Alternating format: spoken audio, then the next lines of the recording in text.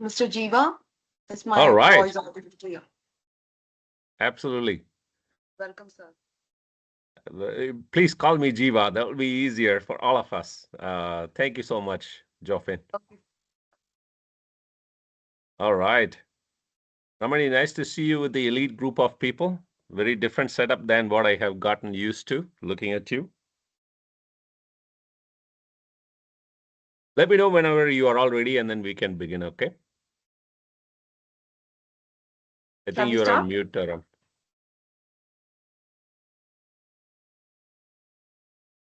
Ma'am, your mic is. Okay, sorry. Oh, sorry, I'm in mute. Um, Good morning, Shiva. All right. And Shani, let us wait for 5 more minutes for the Okay. Yeah. participants to join, then we'll start the session. While we are waiting for other people, why Okay, don't we then we'll just make start. it very interactive? No, Okay, fine, we fine, will fine. give a little more time for other people. I just got up as well. It's I'm in the US, and it is Okay. about 6:30 in the morning for me as well. So we have about 62 people. Let's make it a little interactive because am I the last person of this entire 3 day event that you have held? Yes, you are Yes, going to it's conclude 5 days, this, sir. 5 day. All Five, right, five 5 to day. 6 days. no, 6 days. 6 days, 6 days. Oh, wow. Okay. That's really tenacious of all of you to just stay put and go through all of these sessions. So hopefully you took a lot of value out of the time commitment that you put. So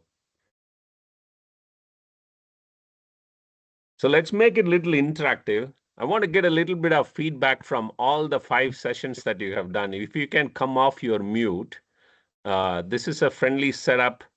And I am very, very excited about doing this session and talking to all of you, sharing some of the thoughts that I have about advancements in the cloud computing, because I'm going to introduce myself in a short time. I'm in the very forefront of this entire cloud computing and AI at Microsoft. So I get to see a lot of stuff, and I get to work with about some of the most innovative companies in the entire world. But it will be good to see some of the feedback that you got from your academic community. Where do you see that in the next, if you were to walk away with a great win in the next 1.5 hours for your time investment, what is a good win looks like? What do you like to hear from me? And I can keep that in my mind while I go through the slides, and I make sure that I provide some clarity around it if I can. So let's make it very interactive. Shani Joffen, you were the one who opened the session. Let's start with you. So we were discussing about the cybersecurity. So we could see a lot of domains in where cybersecurity is one blooming area that is going to evolve. So where and which area that we have to apply, they were teaching us all these things. So I found that the domain quite interesting. And yeah, I got a lot of more knowledge from that particular topic. Beautiful. And if we for the next 90 minutes, because I'm going to talk about some cloud and AI stuff, what is your take on where we can go from here? What's your good value take? What do you like to hear from me?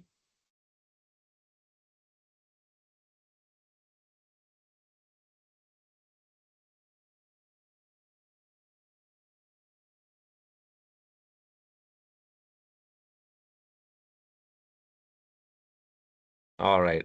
I'm sorry to put you on spot. That's okay. No problem at all. It can, you have sat through about 5 days of session, so it can become a tough one to answer right on the spot. But let me level set the expectations about what I'm planning to do in the 90 minutes, and then maybe we can use it as a foundation to refine. Okay. I do, as part of my job at Microsoft, I meet with about academic community probably about 3 to 4 times, and that is the US universities. I'm actually part of the technology advisory board at the Rutgers University in New York, or sorry, New Jersey. And as part of that, I do about 3 to 4 academic engagements, and predominantly my sessions are focused on about what are the technological advancements that the company is engaged in, where do you think the industry is going, what's happening with all the companies which are trying to leverage the technology and all that stuff. So It's more about what's coming ahead. It's providing a light to the technology and the advancements that are coming ahead of time or what has come more than anything else. So it will not be academic for sure. I want to clearly clear that out. Of course, anyone who have joined this call, when I came in, you all know that I called out Ramani, and that's primarily because we both were classmates. And, of course, Ramani really took the time to study, and she is very in-depth in anything that she did. But I'm on the opposite. I'm on the opposite side. I'm on the outcast. I'm not a teacher's dream for sure. So I rarely went to made it to the classes, and somehow it's a privilege that I'm actually get to do what I'm doing right now. So I am more on the business side, but I can actually provide a lot of light about how things are coming along. Okay. Before starting the session, sir, I think it's my duty to formally introduce you to everyone else, all the participants. Can I go ahead, sir? Yes, absolutely. I have a few slides to talk about me as well, so I can introduce myself. We now proceed to the third and final technical session of day 6 of the 6-day ATAL-sponsored online faculty development program on advancements in cloud and edge computing, research and industry perspectives. The final session of the day focuses on an interactive and forward-looking topic, edge, cloud, and IoT integration, which highlights how the convergence of these technologies is driving intelligent, scalable, and data-driven digital ecosystems. It is my privilege to introduce our third person for the day, Mr. Jeeva, AKR, who serves as global leader Azure Analytics at Microsoft New York, United States of America. So brings with him rich global industry experience in cloud analytics, enterprise cloud strategy, and large-scale digital transformation initiatives. His session will be providing us with valuable global perspectives and real-world insights into integrated cloud and edge solutions. So we are honored to have you with us today. I kindly invite you to take over the session and share your expertise on edge, cloud, and IoT integration. Thank you, and over to you, sir. Awesome. Wonderful. Thank you so much for that lovely introduction and setting up the stage. Before I begin, I want to do a couple of things, call out some of the logistical stuff. One, I'm going to do my screen share in Teams, and usually when that happens, I lose the ability to look at the audience. So at any point in time, if you have any questions or clarifications about what I present, I would appreciate if you can, instead of raising your hand, if you can call me out. Somebody can come on the mute and say, Jiva, we have a question or something like that. So it help me to understand that you are willing to pause. We are willing to ask a question, and then we can pause the session. Okay. And that's number one. And number two, I want a little more energy into this call before I go in. I understand it is Saturday evening at 5 o'clock or 5 o'clock in your time, and you have multitude of things to do on a Saturday evening than sitting and listening to a technology session. But I want energy coming into this session. Give me a thumbs up about if you have the last bit of energy to go through the last 90 minutes. If you have, I'm sure in Teams you have reactions. Yes, I see 2 thumbs up coming in from Ramani. She clicked 5 times, but it only showed 2. But I want all 71 people to click on the emotions. Can you click on it before we begin? I want thumbs up coming in from all the 71 people. Awesome. Great. Wonderful. Thank you so much. It really makes it interesting. And I know anytime when I actually present, I always ask for a participant participation, primarily because it makes us more interesting. It makes the session more interesting. It gives us energy as well. All right. So before we go through the whole session, I think the number one thing that I wanted to call out is I think I pulled the wrong slide. That's great. Let's go through one more time. All right. I think I'm in the right deck. All right. So are you all able to see my slide that says advancements in cloud computing and edge computing? Give me a thumbs up again. Yes, One sir. more time. All right. Wonderful. Thank you. So let me start with my own introduction. I already gave a glimpse of what I was and my association with Dr. Ramani, as you would know her in the recent times. We both actually go a long back from our bachelor's days. We studied together in Tamil Nadu College of Engineering. And like I said, I was more of an outcast than of a teacher's dream. And even then, when she was actually pursuing her bachelor's, she spent additional money to go and learn about Microsoft Windows, and she was very savvy about computers. And on the other side, I was the one who was mocking her. And but the reality of life is that I'm working at Microsoft, and she is actually in India doing the academics. So just a strange coincidence between the path that we have actually come along. But my currently I lead Azure Analytics go to market at Microsoft. Basically, it is about a $8 billion business. It is a privilege and a pride to run a business of this magnitude. It's close to like 70,000 crores. And anything that you have heard about Microsoft Azure in Microsoft Fabric, which is a data platform, Azure Databricks, which is a Spark-based platform, all these are some of the brand names or the product names that I manage. And typically, I get to count all the revenue dollars that comes all across the world through these two different products. And I'm pretty confident that you would have heard about another product, and I'm sure you will be familiar with that, is Power BI. All these are the Azure Analytics portfolio, and I get to manage all the revenue and the business management all across the world. But before I came over to Microsoft about 5 years ago, I actually did some pretty cool stuff. I actually worked I all along my life in the last 30 years, I was in the data business. So predominantly anything that I have done has got an underpinning and lineage to how the data world has evolved. And you can clearly see that in between Dell and Curtiss-Wright, you see a name called Electron. That is my startup. So I got to do something that is wonderful during the big data evolutionary days. I'm pretty confident all of you have heard about big data back in 2010s, or when companies like Yahoo and Google came about. They thought that relational database technologies alone is not going to help companies to store and retrieve information at scale. And they came up with a project called Project Apache. And Project Apache later became Hadoop. And back in the year 2010 to 2020, until COVID came, it was a very popular technology within the enterprise environment. And within the Hadoop ecosystem, a lot of different innovations came in the databases side. So the database, relational databases gave birth to multitudes of other databases like NoSQL databases, data stores, object-oriented databases, new SQL databases, and lot stream databases, real-time databases, and all that. And in that sense, my company, Electron Database, we leveraged Postgres and we refined it to make sure that it actually works for real-time analytics as well. So my company was actually acquired by Pivot EMC back at the time, and the EMC was acquired by Dell Technologies.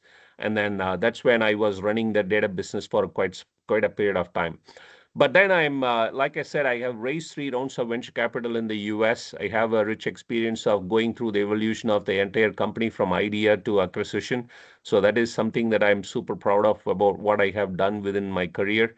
And more importantly, I am actually thrilled that I have been part of two new important product launches. Like I said, if anyone can actually take a time, go after this call and type in Microsoft Fabric. It is the integrated data platform from Microsoft that allows the companies to take the data from the lake all the way to the business users through insight. Every single compute engines that they need, everything is available in one single integrated platform. So I have been privileged to go through this whole product launch from the idea all the way to now with nearly about 25,000 customers. And likewise for Spark based platform called Azure Databricks as well. Needless to say, I am in the data side, so I'm like a carpenter in the technology world. Nothing, I can't do anything other than the carpentry, which is the data business. And but it is an interesting space. You know, if you have seen the evolution of how it has come along, for nearly 20 years, all my life, I have been talking to customers about getting data ready for analytics. And then all that we have done in the recent 2 years' time is getting your data ready for AI. And basically, it has created a lot of significance and brought significant focus and importance to how the companies are leveraging all the data. All right. So beyond my work, I also spend a lot of my time in the space science. I'm very, very interested about what's happening outside of our planet Earth, and it's a very interesting ways to just take time away from my work and learn about other planets and everything as well. So that's briefly about me. Let me take a pause here. Am I resonating with you so far? Give me a thumbs up. Did I all lose you just in the introduction itself before we go to the next one? All right, thank you.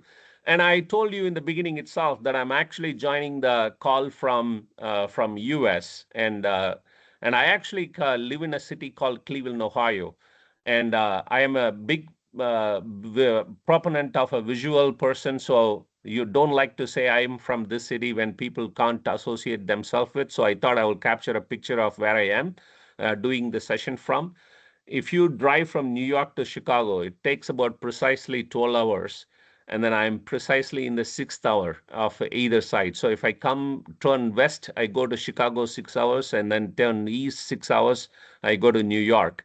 It's a very cold place. Right now, it is about probably -2 degrees C for you, or -5 degrees C, or something like that. We get a lot of snow. In fact, we had a lot of snow in the last 2 months' time. We have nearly 2 feet of snow outside right now, primarily because of the water body that you see outside, which is we call it as Great Lakes. So anytime when, just like the same Indian concept where when the clouds move over the mountain bodies, then they get cool, and then you get a lot of rain, very a lot of rain, and then it's a similar concept. When clouds actually come over the water body at this temperature, we get a lot of snow around that.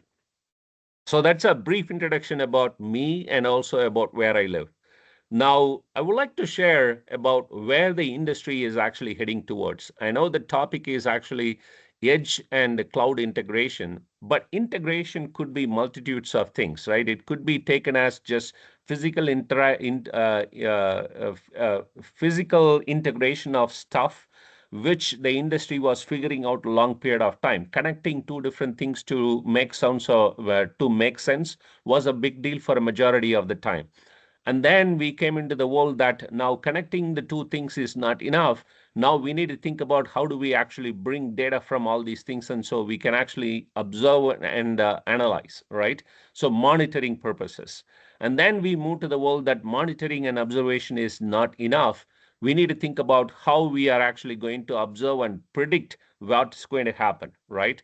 Now, not only that we are actually getting to the point of predict, we are actually going into the prescriptive time is about if this is going to happen, these are the necessary steps that you need to do and all that stuff. So, but in what I trying to say is that I have been in this industry for about last 30 years time. I have never seen such a pace of innovation that is happening around us in the last 2 years time. Think about, I almost feel like, I started my career almost at the dawn of, sorry, the dusk of the mainframe world, so AS400, at the dawn of the client server era, right? And then we just moved into the year 2000s with the mobile computing.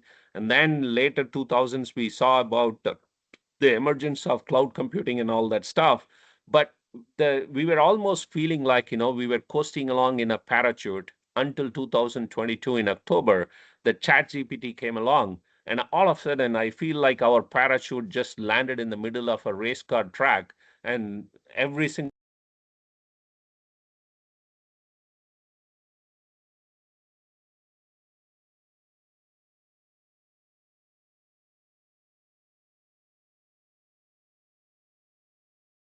Jiva, you are muted.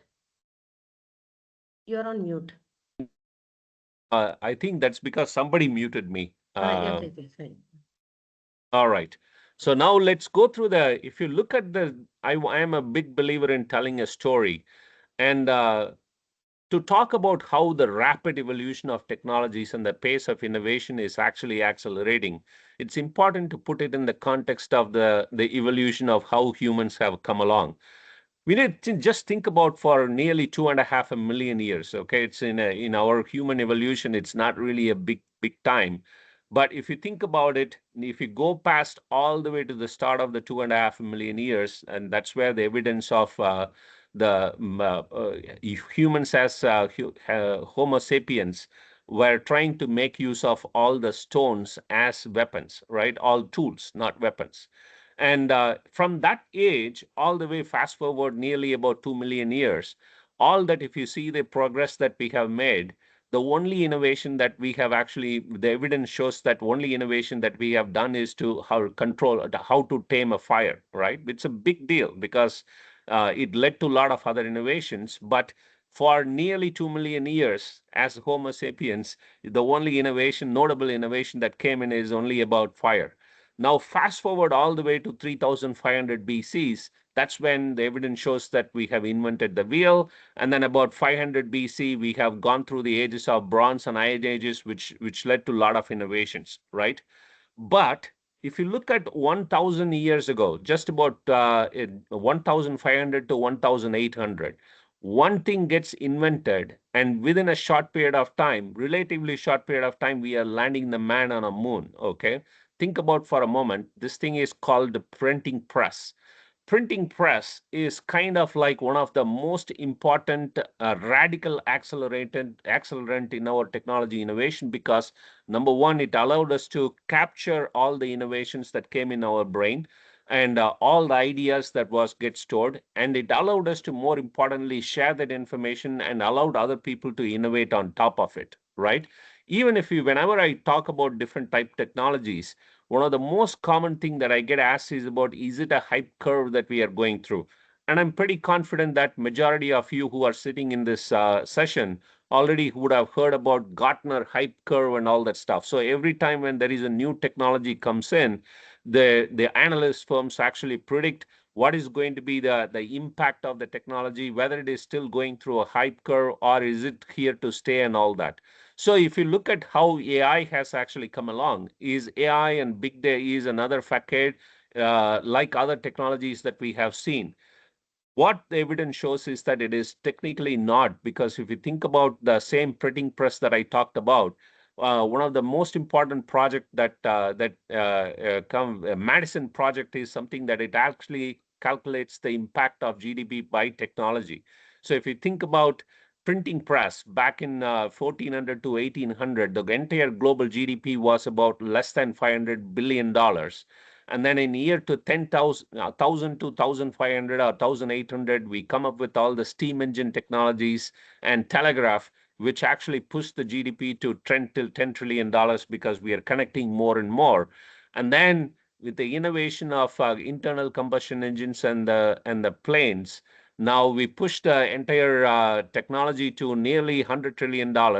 With mobile phones and AI, we clearly see that now almost $1 trillion companies are actually coming along almost in every quarter, right? There are 5 or 6 different $1 trillion economies created just by the companies itself, like Microsoft, Nvidia, Apple, and all that stuff. So definitely AI is actually creating a lot of momentum and a lot of urgency with our customers. Technically, I have not walked into any one of the customers in the recent times where the customer said that I have time to think about this technology and I will try to do what in a later stage. There is a sense of urgency. There is a sense of FOMO, which is that I don't want to be left behind. I don't want to have, I don't want to know what, I don't want to experience what happened to Nokia or other examples that you have seen in the world where they were dominant technology players. Even consider companies like GE for a moment, how important they were as part of our lives, and now they were almost irrelevant in our stage except for a few business that they operate in, right? So let me take a pause here. Before I go into the details about, now I talked about the importance of AI and where the industry is, how industry is observing AI for for a deal. And now I'm going to talk about how the infrastructure and the environment has actually evolved. Am I resonating very well with you? Do you want me to fine tune anything before I go forward? Let me take a pulse check just to make sure that you are all still with me. Did I lose anyone? Give me a thumbs up. All right. Great. Thank you so much. So now look at, thank you. Thank you for that. So now look at this is a very as simple as this specific architecture looks like. This is a very critical and important architecture to show because it talks about the evolution of. Thank you, Dr. Sridevi. So you have a question?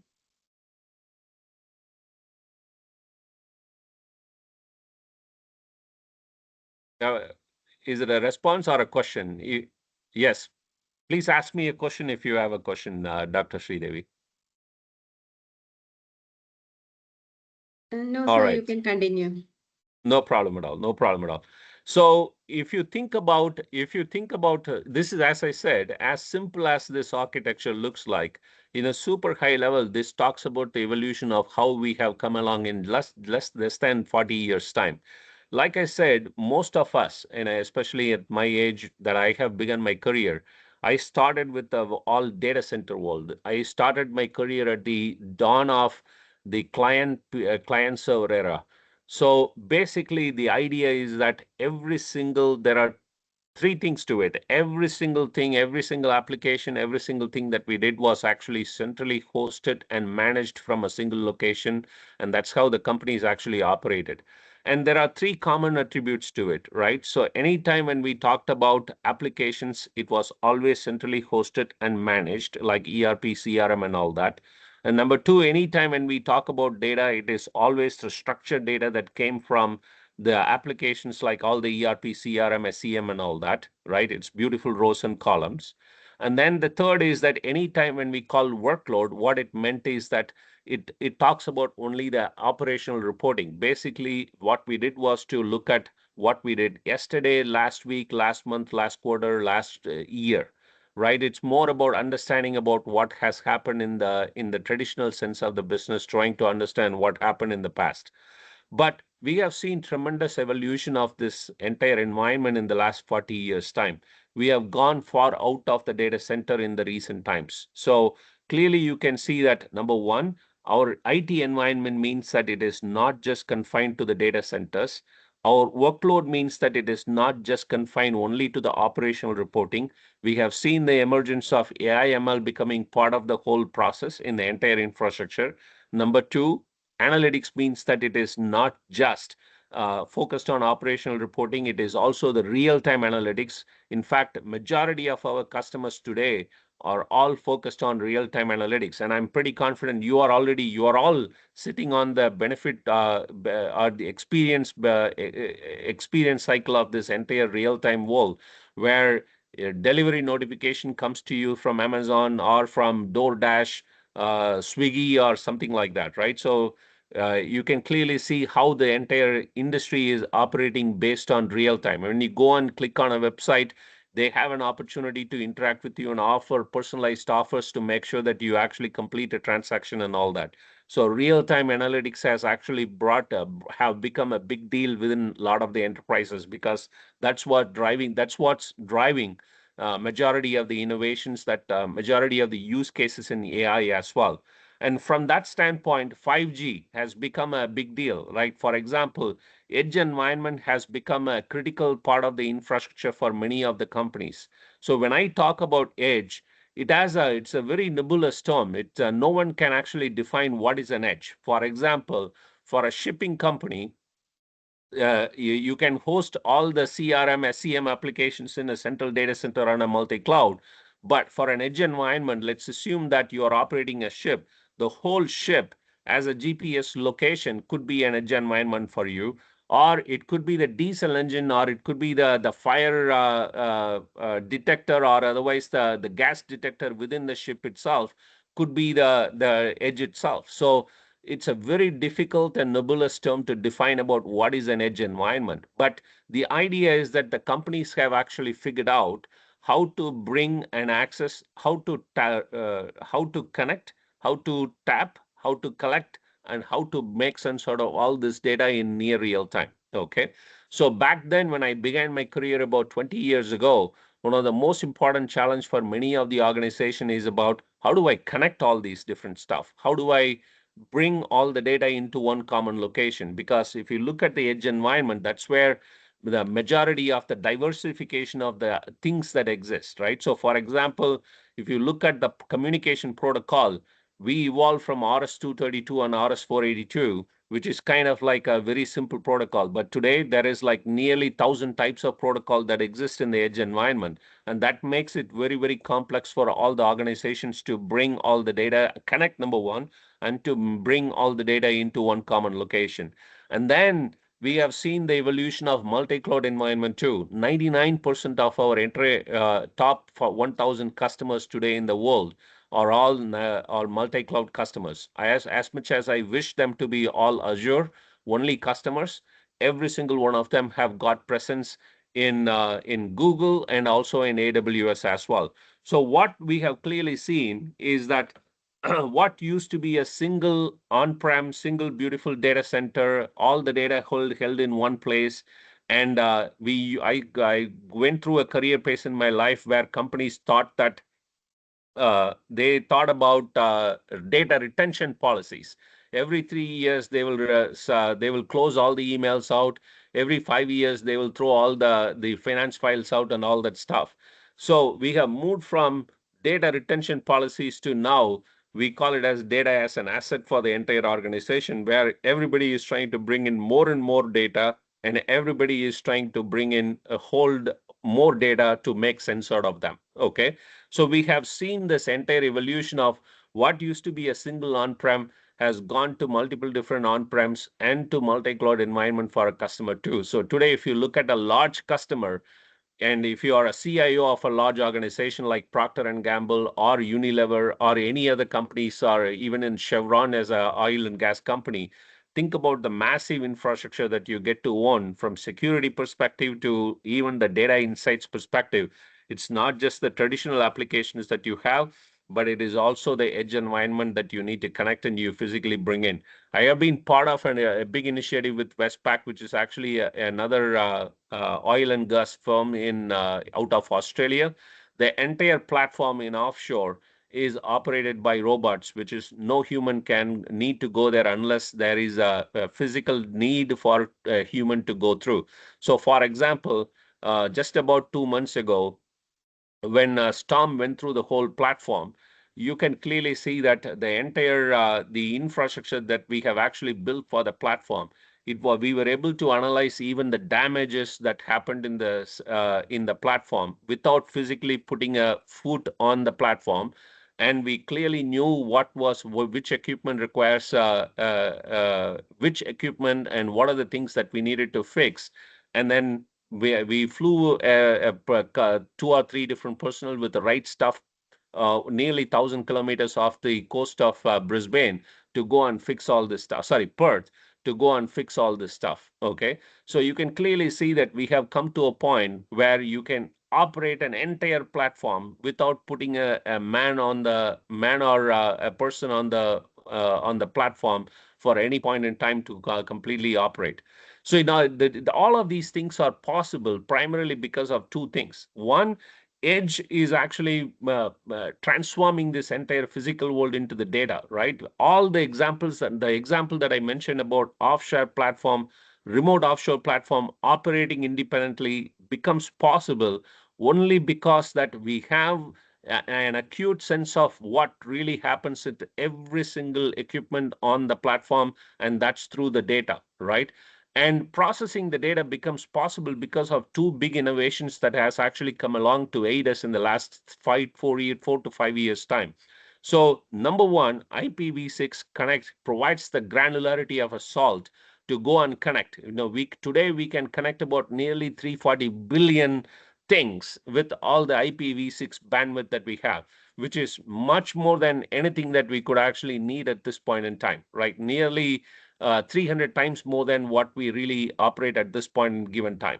Then the second thing is that the compute power. Think about the days. I started my computer, very first laptop that I bought was Pentium 2. And then we quickly moved to Pentium 2, Pentium 3, Pentium 4, and all that. And then we are today sitting with the GPUs.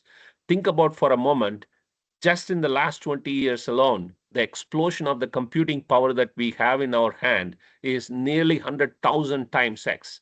So just to give you an example, NVIDIA actually released the latest GPU for AI inferencing based on the Blackwell family H200 chips, and it has got 400 400 petaflops. I'm sure you will all know that the way that you measure the compute capacity within GPUs is petaflops.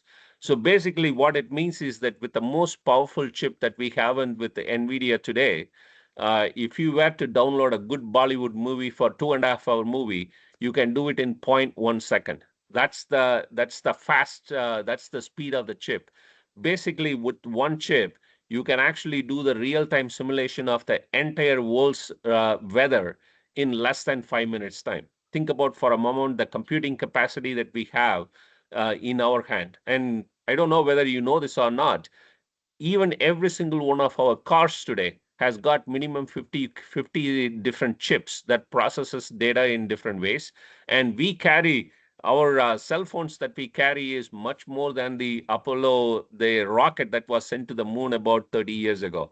So think about for a moment. And then from that standpoint, uh, the edge is actually transforming. Like I said, edge is a very, very nebulous term. Today, like I gave you an example, the ship itself could be an edge, a diesel engine or a gas detector or a fire detector inside the ship could be an engine, or the container sitting on top of the top of the ship itself could be an edge environment too.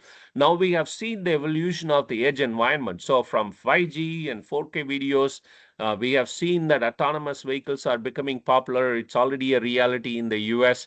For me, we all drive with Tesla cars, where 90% of the driving is taken over by the cars itself. And then we have drones, things, digital cities, and wearables. So, for example, every single person today wears Apple Watch or otherwise Oura Ring. It collects all the data. It talks about how we are managing our daily life and how active we are and all that stuff. So all these edge environment is actually exploding. But if you think about one of the major challenge for all these companies is that one, we have solved the problem about how do we actually create an integration? How do we bring all the data? But the problem for majority of the companies even today is that how do I, whether I'm getting the data right in time? Is it too late to make a difference, right? Is it expensive? And is it all the data that I collect are also actually sitting in data silos? Whether I actually get to ingest all this data in batch processing over a period of time, or I'm going to do it in real time. And how do I actually, more importantly, you can bring all this data, but you need to have an insight about what is the high value signals that I need to look for before I actually go through the automation and all that, right? And most importantly, every single companies are actually struggling with this, which is about how do I decisions are too slow to change outcomes, because in any time when you deal with all the edge environment data, the challenge is that you have only a nanosecond to less than a minute to you make use of the data. Otherwise, the value of the data goes away, right? So, for example, uh, whether you are bringing in all the clickstream data or web data, weblog data from things for security analysis, or the clickstream data for purchasing behavior of your customers, or you are actually bringing in data from a thing which is actually like for it could be a diesel generator in a in a ship. All of these things, they produce massive amount of data, but you need to have that idea to understand how do I actually find the right interaction point? What is that inflection point that I need to go and that I need to make use of to go and engage to alter the course of the case, right? So from that standpoint, what we have seen is that there are two different worlds that we have dealt with, from edge environment to IT world, right? So if you have seen the operators like me, I began my career in an oil and gas platform in Saudi Arabia right after my education. Although I quickly understand that I was not a good engineer and I moved out for good. But the idea is that the OT, there is a big divide that happens between two different entities within an organization. One is the OT estate. OT estate is the operational technologies, which is the examples that I talked about, like ship, and what's happening with the manufacturing plant, diesel power generators, or if you're talking about a plant from pressure transmitter to everything that you are managing within a plant, all the data, that ecosystem belong to set of companies like Siemens, Rockwell, Yokogawa, and all these different companies. And for last 50 years time, all these companies have held all these companies who are operating in this OT space as captive for their technology, right? So for example, if you're using Siemens PLCs or Yokogawa DCS operating systems or Rockwell PLCs, the idea is that all these companies traditionally held all these companies captive for using the data. So you can use only their monitoring equipment. You can only use their systems to observe all the system. And then we saw the evolution of the IT side of it. Companies like the cloud companies like Microsoft, AWS, and Google, they have come along and they have pushed the edge of the technology big time on the right side, IT. So there is a big conflict that happens between the two different worlds, where this world, the OT world, does not believe in IT. So if you go to a plant manager and say Microsoft, he said, why do I care? Because all that he has heard about is companies like Siemens and Rockwell and Yokogawa. And then if you go to the IT side, they feel like all the other technologies that are used by the OT world is foreign to them, right? But the challenge is that right now, and this was the battle until about 2 years ago, but today there is a big value proposition that has been created in the form of AI. Like I said, every single data that we collect from the edge environment is not, it used to be just for monitoring purposes until about few years ago. And then we moved from monitoring to how do I actually understand, observe what's going to happen so that I can predict what's going to happen next. Now we are moved from predicting to even prescriptive about how I can prevent things happening in the plant, right? And that became possible only because of all the AI advancements and all the things that has happened in the IT world. So now every single company that we work with understand the value of how I actually can leverage AI and how I can move forward with that. But the most important question that we have is that everyone understands the value of AI, right? Like I said, whether it is OT world, whether it is a CIO, whether it is a CEO, everybody understands that they have no choice but to embrace technology. But where the question lies in is about how do I unlock the real value for the AI initiatives? And from that standpoint, one of the most important thing is that evolution of the real-time technologies.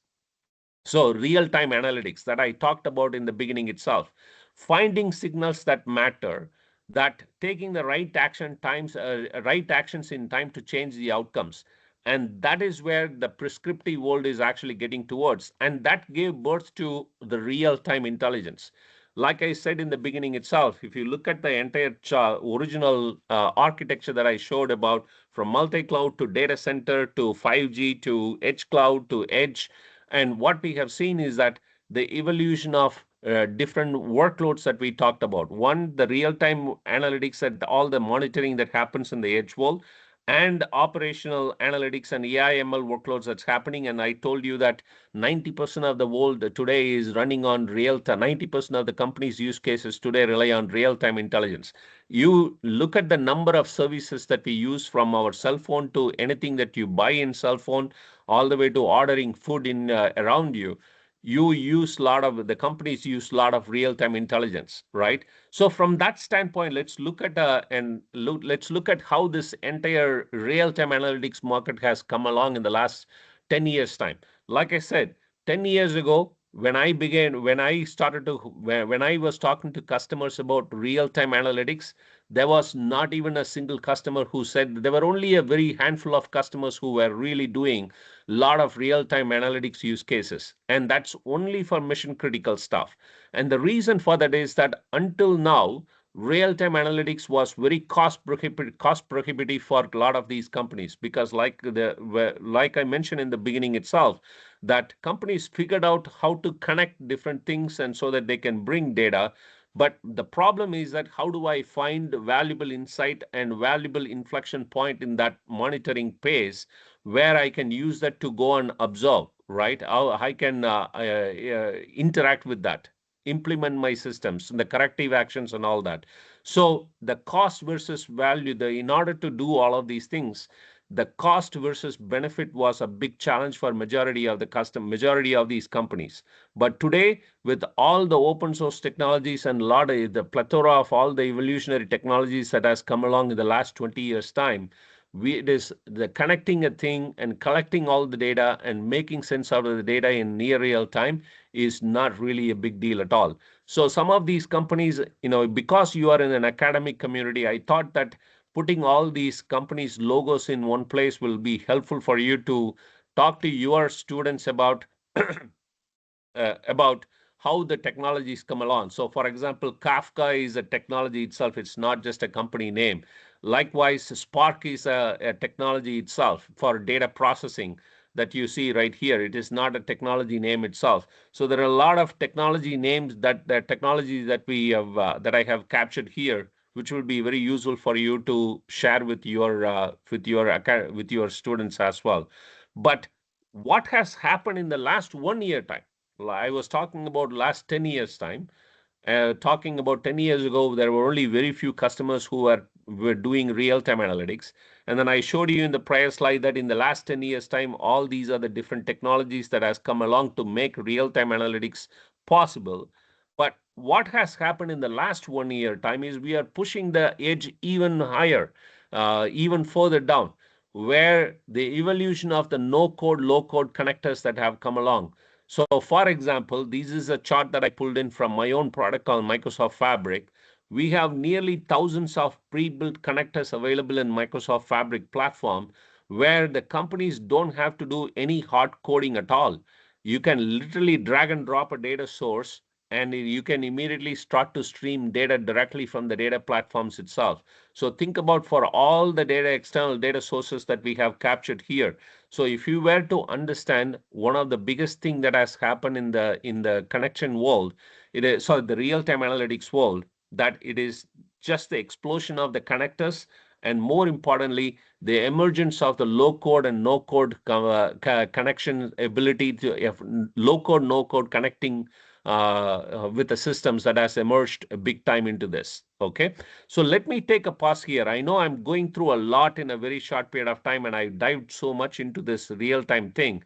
Let me take a pause here. Am I resonating with you? Do you have any feedback for me? Because before we continue down the path of the cloud computing side as well, we talked about edge, we talked about the middle, which is about real time, and now I'm going to move over to cloud computing and how the architecture in the cloud is emerging to support AI use cases and all that. Before that, I want to take a pause here and make sure that you are all with me because it's almost an hour. All right. Thank you so much. So now let's look at what we really do in the real-time analytics, right? Like I have said many times that the real-time analytics was primarily used only for observation, monitoring, observation, monitoring. There was the only thing that was happening in that world. And then we started to make use of how do I actually understand what has happened. But today in real-time world, that what we are trying to do here is that on the fly, literally you can kind of, like I showed you in the prior slide, there are more than 1,000 types of connectors that are available. By the way, all these slides are actually going to be available for you. And if you are going to talk to your students or to your student community, it will be good for them to go and look at what is Apache Flink, what is Apache Kafka and all that. It's all these are all technology names, not just the brand names that we have thought about. So it will be good for them to get familiar with all the data sources as well. So for example, what MongoDB can do versus what Oracle DB, right? What are the limitations and how the Oracle database differs with MongoDB and all that. So I talked about it in the very beginning of the session itself, that we started with the relational databases and Oracle was number one in that world. And in year 2000, I told that there is a disruption that happened in the relational database technology where companies felt that one database technology alone is not going to be able to sufficient for them to work on different use cases. That's when companies like data stores came along. And one of the big data stores at that time that came along was MongoDB. So you can talk about all these different stuff right here. I have captured everything in right here.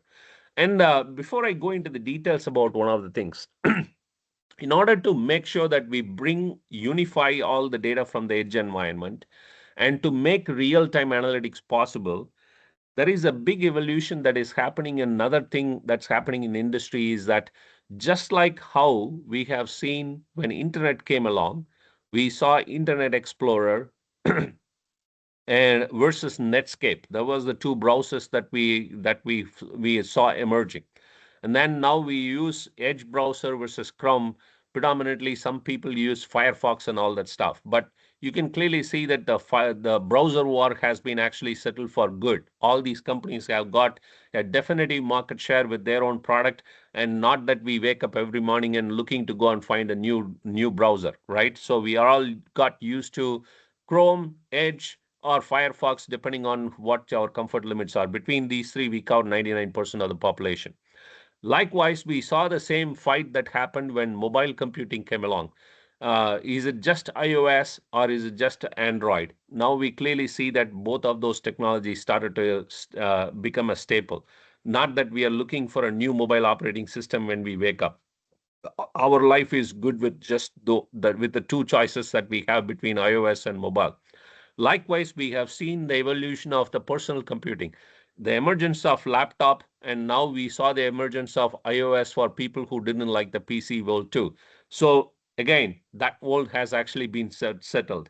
Likewise, if you look at all the operating systems, we have seen when technology came along, there was like plethora of 10 different technology operating systems came along. But today we are settled for good with Windows operating system and Linux majority of the time.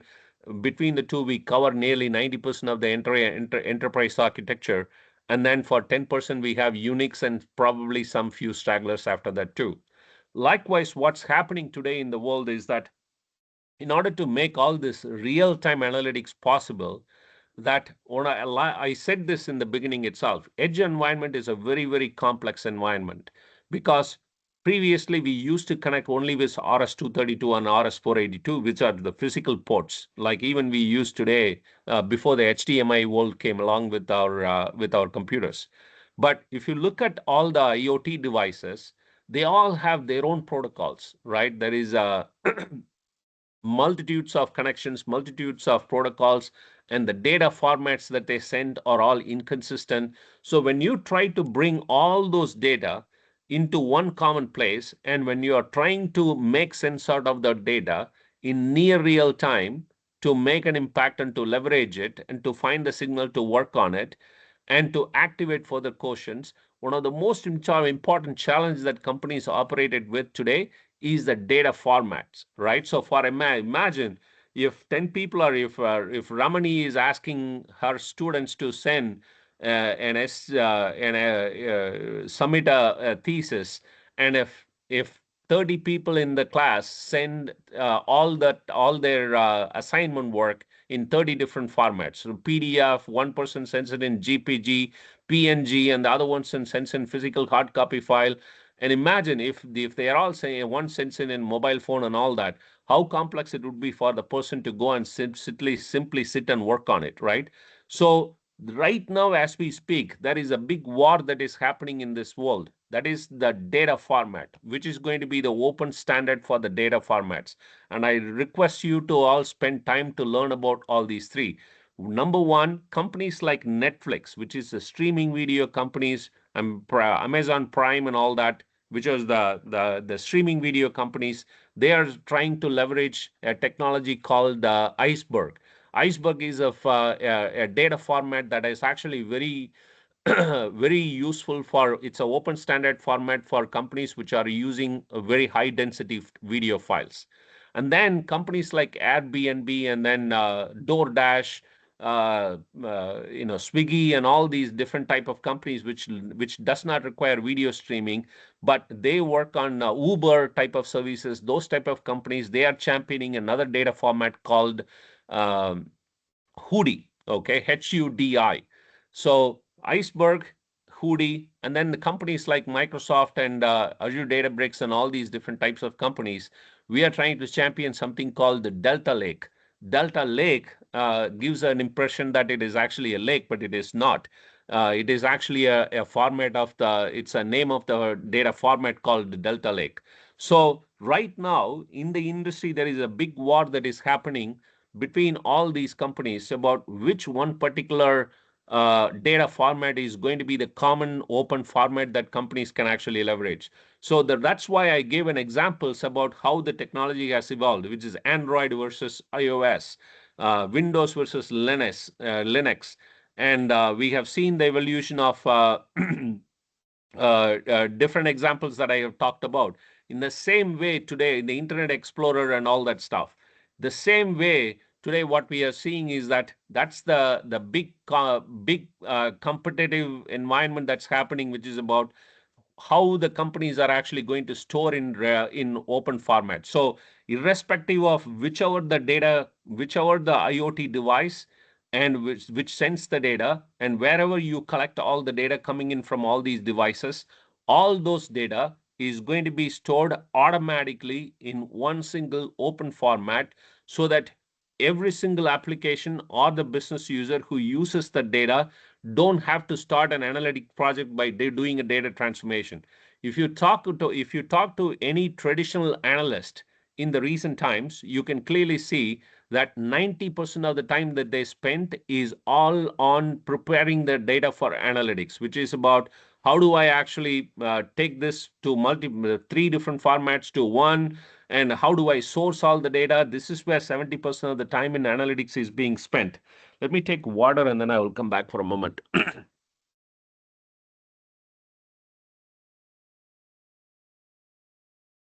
So this is where majority of the time is being spent. But what we have, the companies have actually come along right now, is to bring all the data, and every single data that is in one single common format, so that you can develop on top of it, all the applications on top of it. So this is a real-time intelligence use cases have emerged as well. Stream, it's not just observability analytics. It is not just analyze. You can actually model all the data, and then you can visualize what's going to happen, and then you can predict what's happening in the environment too. So now we talked about edge, we talked about the real-time computing. Now let's look at the modern data center in the cloud. Okay, how this is actually emerging right now. So this is a very 30,000 or 10,000 level feet view of how the architecture is powering a lot of the AI use cases across the data centers. And if you have been watching the news in the last 2 years' time, there is a massive amount of investment that is happening to build a lot of modern data centers. And in fact, you would have seen the news that Google is investing about nearly $5 billion in near Visakhapatnam to build up a huge AI data center too. And every single company has been investing, ramping up investments in data center world.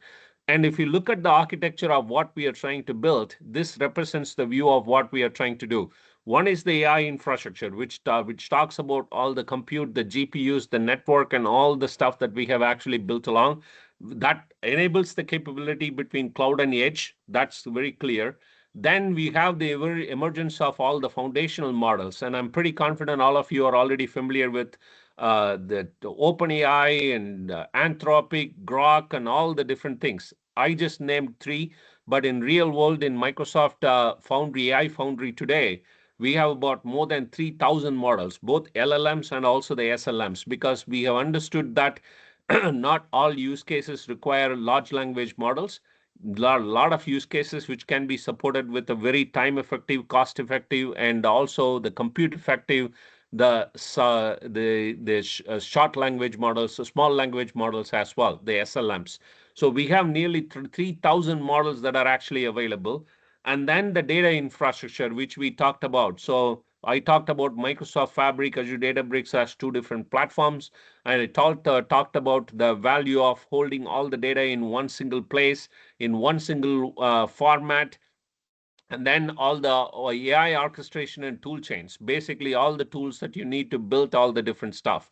More importantly, what you're seeing on the top is that the emergence of agents, which are actually becoming part of the enterprise architecture. Okay, so until today, and I'm pretty confident you would have heard about this word called the digital workers, and I don't know, it's a popular term that is becoming a popular term, where humans are being held, one human is being helped by 30 different digital agents in order to aid our help. Okay, I'm going to talk about a couple of an example about what the digital agents look like and how the efficiency is actually come along is going right now.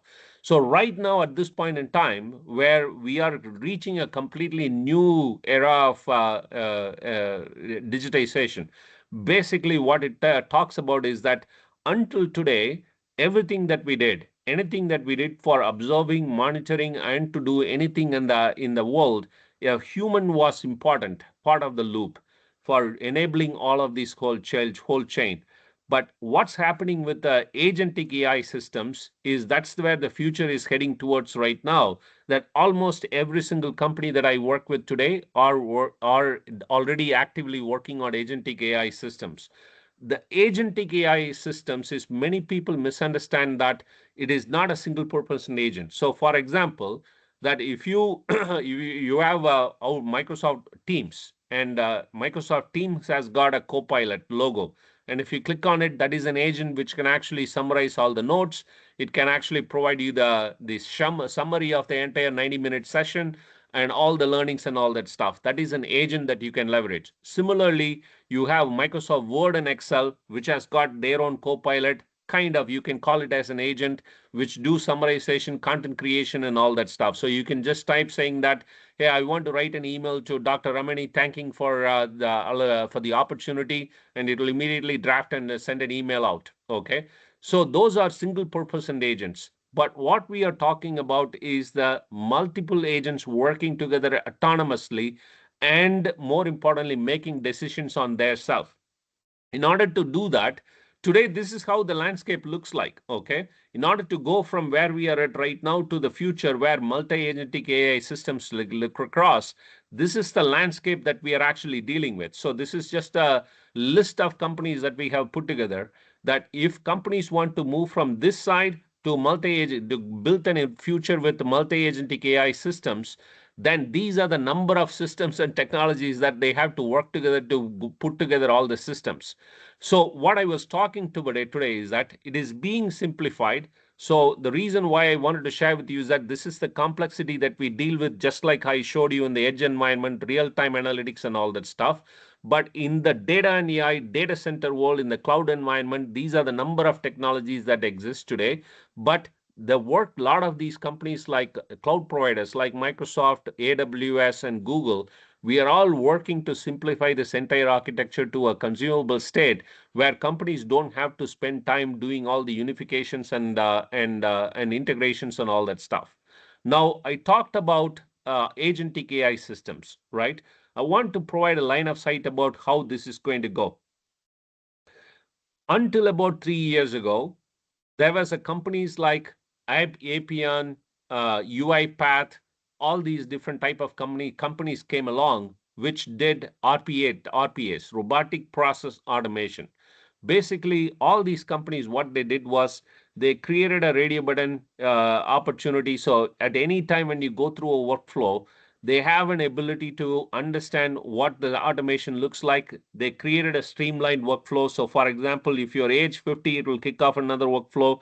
If you are below 20, it will kick off another workflow. So all these are robotic process automation that has actually been leveraged by a lot of these companies in the last 3 years' time. And today, what we are doing right now is the single agentic AI systems. Single agentic AI systems, I already gave an example about how things are evolved with between us, just in the personal computing itself. Today, we have Word, Copilot embedded into Outlook, Word, Excel, Teams, anything that we use today, right? Even our mobile phones have got a Copilot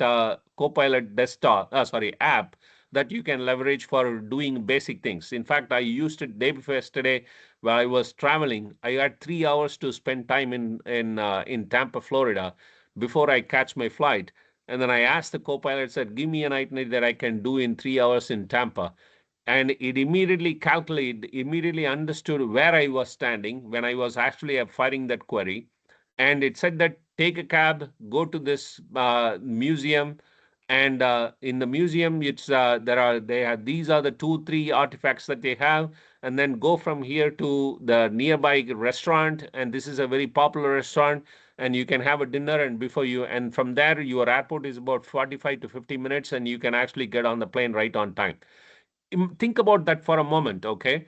So what we used to do until today is to do the Google searches. Basically, anything we want to do, what do I do in Kottayam or in Alapula or whatever. So basically, it will list down all the websites which are providing information about it. It is us as humans who have to go through all that information, and then we need to do all the calculations about what are the places of interest, and we need to do the mapping about, okay, I need to start my day here, I need to go to this temple, I need to go to this waterfalls and all that, and then I will finally finish my trip. But today, Copilot, I recommend you to go and test it out in your desktop itself. It's available in your Play Store, whether you are using iOS or Android. It's available in your Play Store. Download your Copilot app, and immediately you can start using it for multitudes of purposes, and you will be finally amazed. But where the future is going towards is multiple agentic AI systems. I will give you an example because I myself is one of the beneficiaries of this whole agentic AI systems that we built for a very popular airline, United Airlines. Okay, so United Airlines is one of the top 3 airlines in the US. They are partners for Lufthansa, Singapore Airlines, and all that. So they are part of the Star Alliance group. So, 2 weeks ago, before Christmas, I was flying to Ireland for an event. So 3 hours or 4 hours before the flight, my wife said she wanted to go and pick the winter plants from the local nursery here. So we went to a local nursery. I was in the nursery picking up all the plants, and then I got a call from United Airlines. I saw it, and then I picked up the phone. Immediately it said that, hey, the message said in the phone that my flight to Dublin, Ireland has been cancelled because of a nor'easter, which is kind of like a combination of ice storm that went through New York 3 weeks ago. So it said that because of the nor'easter thunderstorms, and your flight has been cancelled, and can you please open your app for alternate available options? Okay. So while I was on the call, I opened my United app. Immediately, it already had 3 different options available for me. Okay. So the moment I opened the app, the phone knew that I opened the app, and it said that now carefully, can you please go through all the available options and pick the best available option that fits your travel needs. Now I picked the second one. Immediately the phone knew that I picked the second option, and immediately it said, "Can you confirm one more time that you are all set for this? You are confirming the option number 2." I said that I'm going to fly instead of through New York. I said I'm going to fly through Washington D.C. And then I immediately picked the second option. The phone said, "You are all set. Thank you for confirming the travel. Your flight has been rebooked." Okay. What I just explained to you all happened in a nursery in less than 3 minutes time with a phone and a phone app working together with multiple different things in order to make it all possible. Okay, with the reservation systems, one, it understood the flight delay from a different system, then it worked with the reservation systems to rebook my entire flight. All this happened without a human intervention at all. This exact process, if it had happened about 6 months ago, I used to spend about 1 hour just reaching out to a customer service agent, because every single customer service agent is helping other customers. Okay. So that's how we have actually come along in terms of actually bringing together the multiple agentic AI systems. So now I will play an example so that you can actually understand with a common example. I brought in an industry example so that you can get behind my line of thinking. All of us, not all of us in this call are from the financial industry, but we are all financial services customers. You all bank with ICICI, you bank with HDFC and all that. And all of you already know that each and every one of these financial institutions have got retail banking, corporate banking, investment banking, customer experience, and all these different set of banking services. Now, all these companies, all these banks, at least in the US, they're all building a lot of these different agents. Okay. The agencies, one, they want to understand the customer insight agents. Basically, with the customer insight agent, they want to understand all the customer interaction summaries, how many deposits you have made, whether you have walked into any particular branch, what was the purpose for your doing, how many checks you have actually deposited, how many transactions you have done through ATM, all the emails and all the things. Basically, it generates all the retail. And likewise, for the investment banking, it summarizes investment banking. The most important thing is that all the changes that are happening in the market. What is the macroeconomic indicators that are happening? What is the initial real-time tracking that you can actually do with all the different stuff, right? So basically, all these are different systems, the agents the companies have actually built. Now I'm going to talk about what is in the way of companies achieving this multi-agentic AI systems. Okay. Single agentic AI systems, it is possible. We have achieved it. Now we are moving to the multi-agentic systems, but it is not possible for many of the organizations. And this will explain about the challenges that we are trying to solve for.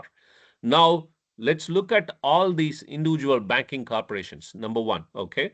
All these different banks, retail banking, corporate banking, investment banking, they already have a set of applications that are being supported by that supports their business needs, right? We have Finacle from Infosys, Salesforce, Avaya, Fiserv, FIS Global. All these are some of these companies which provide retail banking applications which serves for different needs of the companies, from banking needs to mortgage banking and all that stuff.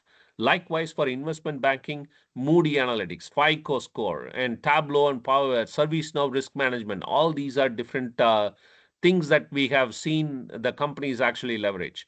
Now, all these set of applications are producing vast amount of data by itself. So all this data gets stored in multiple different disparate sources. Okay.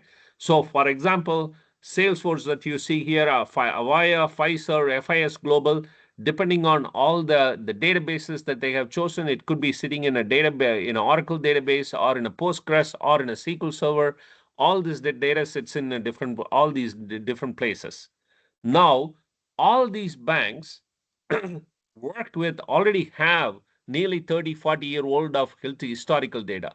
The historical data is very important because they cannot they cannot think about your data in only in isolation just on that one particular point in time. They have to look at all the transactions that you have done in the context of all the historical data. For example, if you have overcharging you are defaulting on your account, or you have been defaulting on your payment, is it just the one time, or it's a continuation of a pattern that you have established with a financial institution for last 4 years time or 5 years time?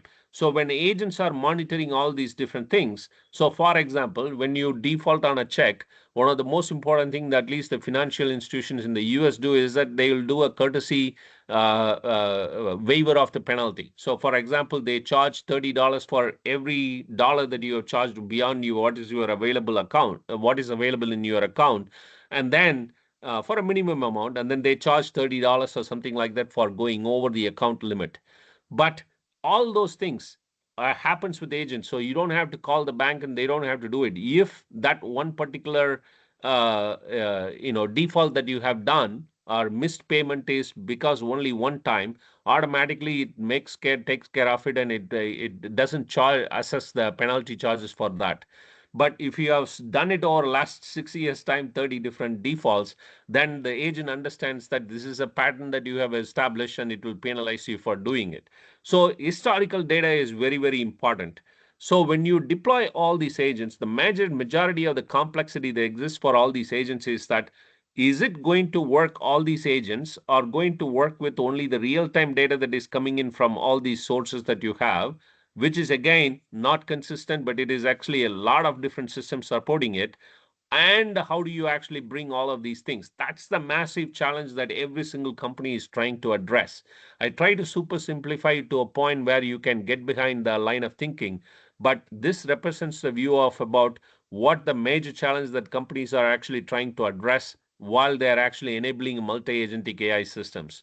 So from that standpoint, there are three important concepts that have actually come along for unification. So one is called the mirroring. So for mirroring is that I want you to go and take a look at what mirroring. It's a new term for a technology that helps companies to offload all the data that is coming through your transactional systems into your data platform without doing any ELT work, which is the extracting, transformation, and loading work and all that stuff. Okay, let me take a pause. No, let me go back here. So one is called the mirroring concept. So basically, it makes sure that all the data that you have in your transactional system is available in your data platform without you having to do any one of the the integration work. Number two, any change data capture, any data that gets changed in the transactional system automatically gets updated into your data platform for agents to work on, because you can never run agent on top of a transactional server.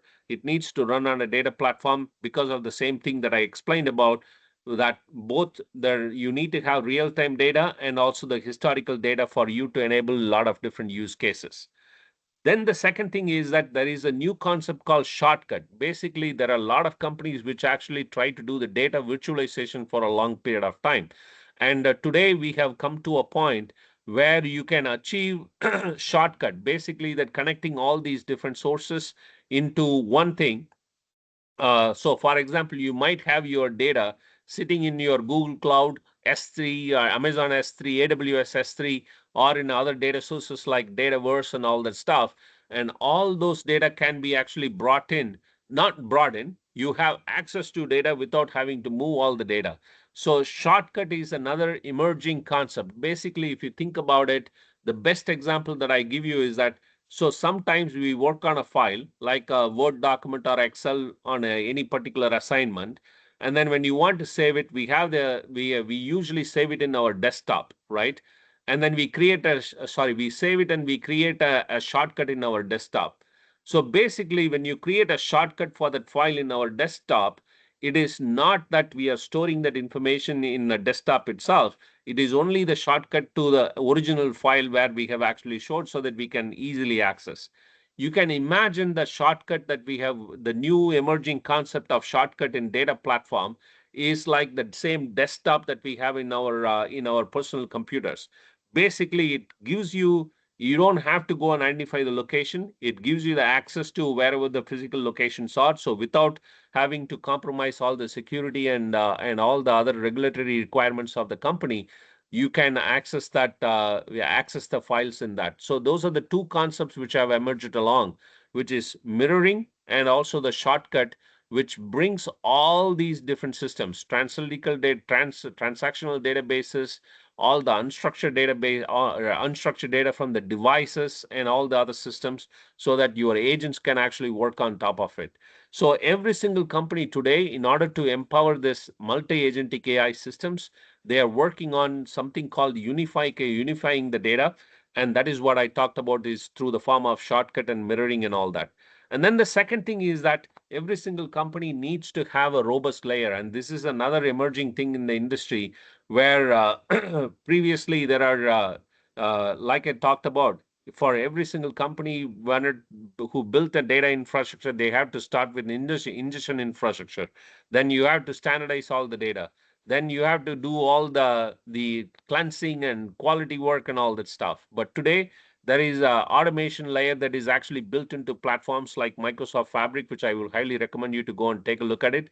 And then you can build agents on top of it. So when you run agents on top of a very unified platform like this, and that multi-agentic systems becomes very possible. So the reason why I shared with all of these things with you is that one, there is a every single organization is so we talked about from the original architecture.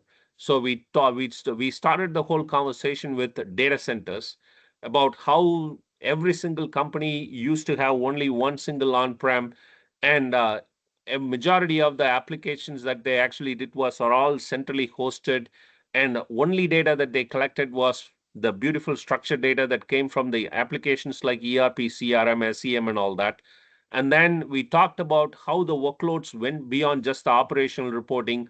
and to more real-time analytics and more into about AI, ML modeling and all that stuff, right? And then we talked about how this entire data center has actually exploded into multiple different environments. The workload expanded beyond the data center.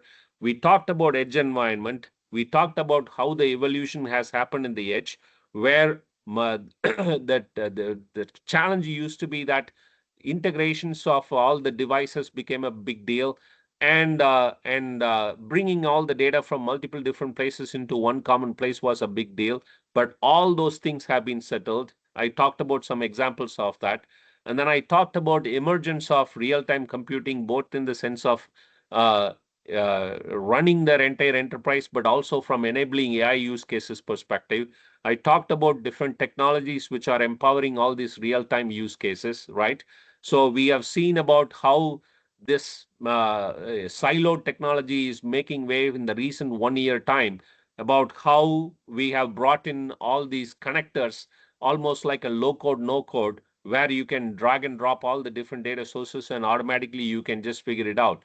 So think about the efficiency cycle. 20 years ago, when you want to begin an IT project, you had to figure out how to connect devices. But today, it's you are not focused on about your connecting devices. You are just dragging and dropping, and automatically it's available in your system, and you can get on with your insights. That's how fast you have become. And then we went into the cloud world about how the entire architecture is actually evolving to support the AI needs of the organization. And then I talked about in the data center world that we are moving beyond the traditional applications, because the SaaS applications that we got used to, like from Salesforce and all the other things that we talked about, I said that we are at the point of making way for all the multi-agentic AI systems.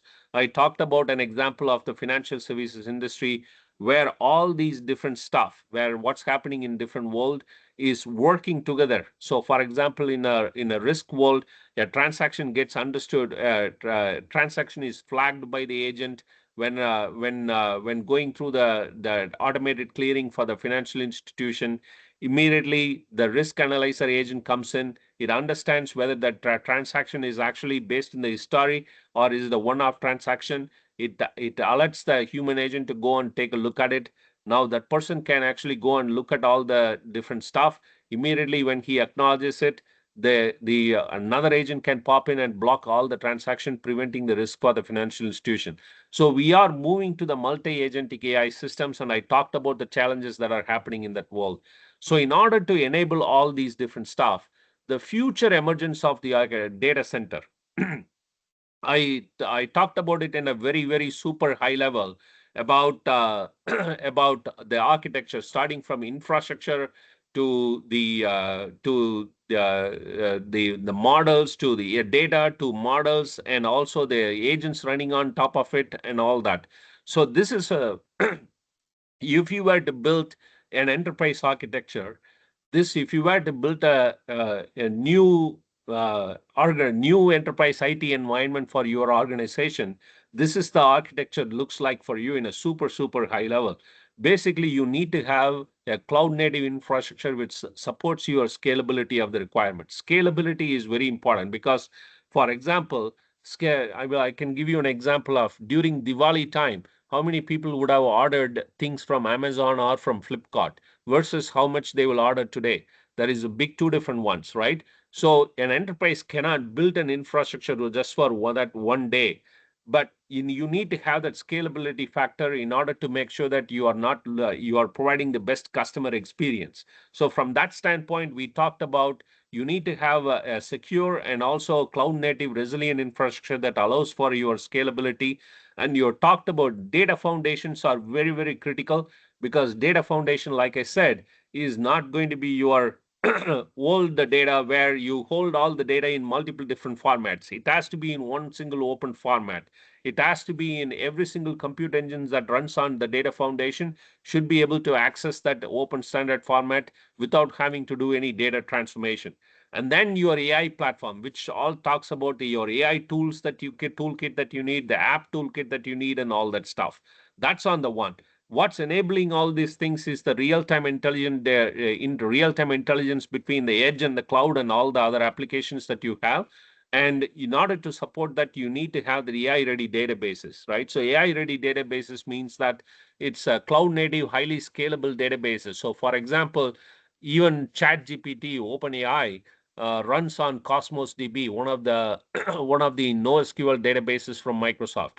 So you want to learn about what the NoSQL databases like MongoDB are doing in the modern enterprise app environment.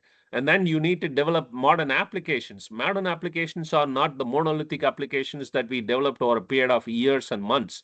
It's the instant applications that you can actually leverage by using the drag and drop that are available, the features that are available in your environment. And then how do you create an agentic AI experience on top of it, which is about how whether you are building a pre-built agents like Microsoft 365, or you are building AI agents on your own, you need to have an operating system that manages all of these things. So this is the control, and the bottom is control plane, which talks about how do you observe all of these things. Because one of the most important thing that we all understand is that we take LLMs for granted. So for example, I shared an example of what I can do in Kochi for 3 hours or 4 hours. It will definitely provide a result, but the result will not be consistent across the board if depending on the time and search that I used, that I did the search. And that's primarily because that just like anything else, LLMs are getting better too. They are going through the process of optimization and standardizations as well. So from that standpoint, I think that LLMs and SLMs, that they have come a long way, and they all need their time to go through all of these things. But in essence, what we are talking about is that the future is that gone are those days where edge was a different environment. A data center was a different environment and cloud operated differently. Today, what we are seeing in this architecture is that it is a high collapse of all these infrastructure becoming into one, where everything is focused on data, data, data, and how do you make use of the data to empower applications and enable AI agents, multi-agentic AI systems, so that you bring autonomy and also you bring scalability for your organizational scale efficiency across the entire organization. So that's the story that I have got. I think I took all the 90 minutes of time. I want to reserve last 3 or 4 minutes time for any questions that you may have. Did I share, did the session hit your mark?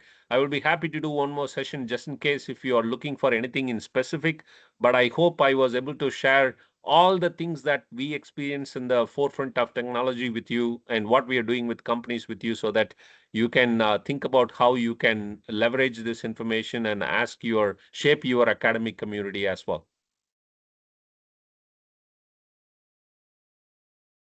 Any last word from anyone?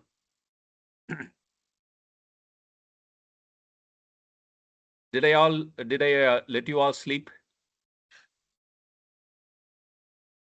No, you did not.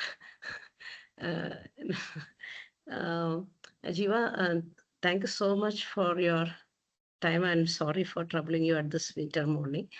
And don't open up such opportunity for us, and we'll keep troubling you like this. And 6:30 to 7:30 we have the test. That should be, we have to do it in a ATAL portal. Might be the participants are a little anxious about it, and some questions came up in mind in between, and those questions were answered in the course of the presentation itself. And we get lot of information. We are to explore them no, in at our time. No? So right now, I do not have any questions. Let us make it open to other participants. All right. Thank you so much. But did you all find value in the session? Give me a thumbs up. I want to make sure that we all finished up with a high energy note. I know that I'm the last of your all of the last 5 days of sessions. Did I make sense with you all, or did I flow over the top of yours? Because when I was sitting in the classes many of the times, all I could see was stars. No wonder I actually is a space science enthusiast. Thank you, Hardik. All right. If there are no other questions, thank you for the opportunity. And I want to end with where I began, with a sense of gratitude. It's always a pleasure to sit with the academic community and share the perspectives, because where the world originates is from the academic community, and it is starts with the principles and philosophies and structures and all that stuff. But in the enterprise world, we are far ahead of many of the things that we do, and hopefully I was able to share some perspectives that will shape how you are engaging with your academics as well. So thank you for the opportunity. I really enjoyed sharing all my perspectives and also what's happening in the industry. But if there are any questions, please always reach out. I will be happy to do it. And again, wish you all a wonderful weekend. Have a restful weekend as well after 5 days of listening. Thank you. Thank you, sir, for the valuable and informative session. It was indeed an honor to have you with us, sir. Like ma'am said, we might trouble you for more sessions, sir.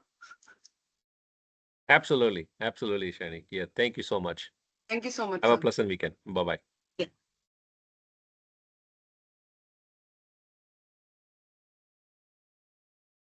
Dear participants, we have the feedback link open in the ATAL portal. Kindly go and fill your feedback. And once the feedback is done, you can start doing the assessment test. That is again in the ATAL portal. You have time till 7:30 to complete it. After 7:30, we will have a validatory function. Participants, please don't leave this Ma'am, forum. So be ma'am, here. where we give the questions, ma'am? In the ATAL portal, sir. You log into our ATAL portal. Okay, okay, Take the okay. assessment. Okay, okay, okay. Okay, it's okay. There is no need to send again questions No, answering. yes, I said, don't leave this forum. Be here. After attending your assessment in the ATAL portal, let us have.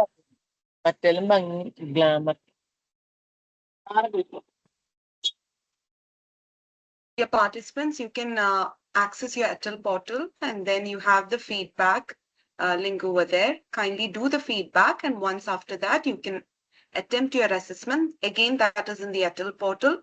But please don't leave the meeting. We have feedback links here and we have validatory function following that.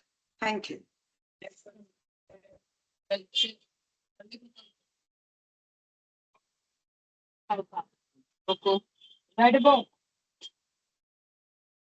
വാങ്ങണ്ട പേഴ്സൊക്കെ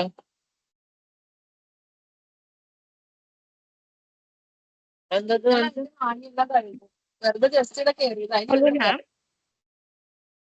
Hello, ma'am. Yes, കയറി വരുമ്പോ yes, തന്നെ ma'am. കടയിൽ നിന്ന് ഇറങ്ങുമ്പോ തന്നെ ഉള്ള I wanted to ask that we have to give the test and the feedback Shivam link in the Naval. only. Yes, ma'am. The feedback first, you need to do the feedback in the ATAL portal. And once it's done, you can take the assessment in the ATAL portal. Okay, so it should be done within an hour. So, or we can, because now I'm currently traveling. So, like, I wanted to know what is the time limit for the test? Like, Ma'am? when we can, by today night, we can do? Ma'am, the time given is till 7:30 today. It was in the schedule. Ma'am, first you complete the assessment 6:30 to 7:30. That's going as per the schedule, which is already shared in our WhatsApp group. And then you can submit the feedback later. Don't do it now. First, take the assessment. Test can be done only till 7:30, not after that, ma'am. I mean, because I'm traveling. 6:30 to 7:30 is the assessment. 6:30, then the time will get elapsed. Okay, okay, okay. Is there any other test like which we can take after 7:30? Like, Ma'am, it is ATL portal setup. We cannot do anything. okay. So it has to be done in the ATAL portal only. Yes. Please log into our ATAL portal. Okay.